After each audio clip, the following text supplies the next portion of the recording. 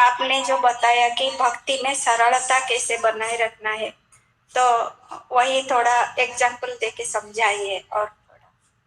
अच्छा। भक्ति में सरलता यानी कि इको हो रहा है, किसी का माइक का प्रॉब्लम। तो भक्ति में सरलता यानी कि हमारे स्वभाव में सरलता। ऑफ करेंगे आप लोग सब लोग, एक मेरी आवाज भी गूंज रही है और भी। हाँ, तो भक्ति में सरलता बनाए रखना है यानी कि भक्ति क्या, हम एक मनुष्य हैं, हम एक जीवात्मा हैं, भगवान की संतान है। बात को जड़ से समझ जाएंगे तो एकदम आसान हो जाएगा। देखिए, हम भगवत धाम में थे और भगवत धाम में हमको जैसा बर्ताव करना था वैसा हमने नहीं किया। भगवान भोगता है, हम सब भोग्या हैं, हम सब सेवक हैं। लेकिन वहां पर हम सोचे कि नहीं, हम भी भगवान के समान भोग करेंगे, जिसके कारण हमको यहाँ आना पड़ा। तो ये जो हमारा भाव था, जहाँ इस धाम में आने के पहले जब भाव ये उत्पन्न हुआ तो भौतिक जगत में भेज दिया गया। तो इस भौतिक जगत में हम रह रहे हैं और अनंत काल से रह रहे हैं, अलग अलग योनियों में भटक करके अभी हमको मौका मिला है भक्ति करने का।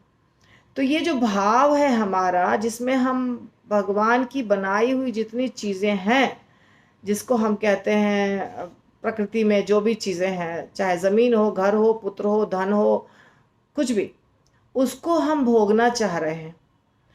वो हमारा नहीं है, वो कृष्ण का है, पर हम भोगना चाह रहे हैं। हम उसके ऊपर अपना आधिपत्य जमाना चाह रहे हैं, मालिक बनना चाह रहे हैं।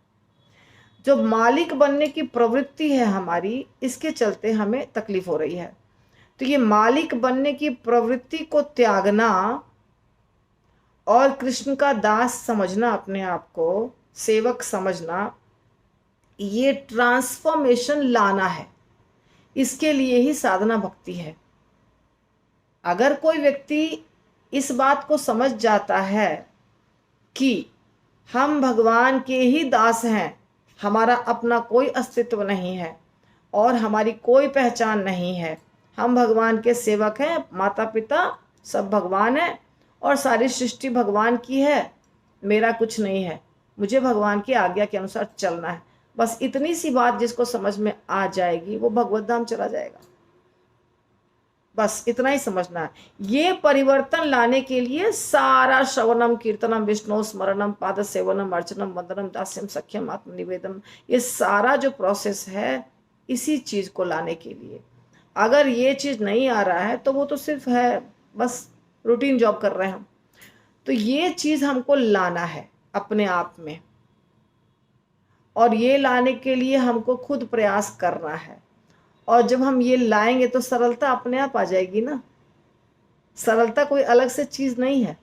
सरलता यानी, अगर हम समझे यहाँ 50 लोग बैठे हैं और हम सबसे बड़े मूर्ख हैं, ये सब हमसे महान हैं, ये सब भगवान की संतान हैं, अपने अपने कर्म के अनुसार कोई कुत्ता बना है, कोई बिल्ली बना है, कोई हाथी बना है, कोई घोड़ा बना है, कोई देवता बना है। हम बहुत भाग्यवान जीव हैं, हमको कृष्ण के पास जाने का इतना अच्छा रास्ता मिल गया है। अब हमको इधर उधर देखना नहीं है, टाइम वेस्ट करना नहीं है, हमको सिर्फ अपने काम पर ध्यान देना है कि मुझे कैसे अपने आप को बदलना है। कोई क्या कर रहा है, कोई क्या कर रहा है, उसमें उलझना नहीं है। अगर इतना सोच लिए तो सरलता आ जाएगी ना, अपने आप आ जाएगी सरलता।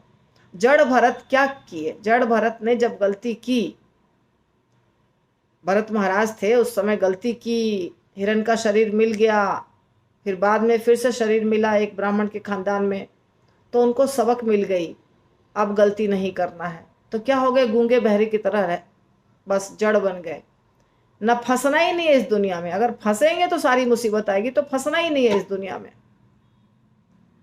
तो वैसे ही हमको सोचना है कि हमको अपने काम से काम है, अपना काम करो, भगवान की भक्ति करो, प्रपंच नहीं करना है, हृदय को साफ रखना है, सेवा पर ध्यान देना है, दूसरे क्या कर रहे हैं उसके ऊपर झांकना नहीं है, बोलना नहीं है, टीका टिप्पणी नहीं करनी है, कोई मतलब नहीं रखना है, तो हो जाएंगे सरल। हम सरल कब नहीं होते हैं, जब हमको लगता है हम कुछ हैं। अहंकार किस चीज का आता है, धन का, ऐश्वर्य का, सुंदरता का, ज्ञान का, ये सब चीज का ही अहंकार आता है।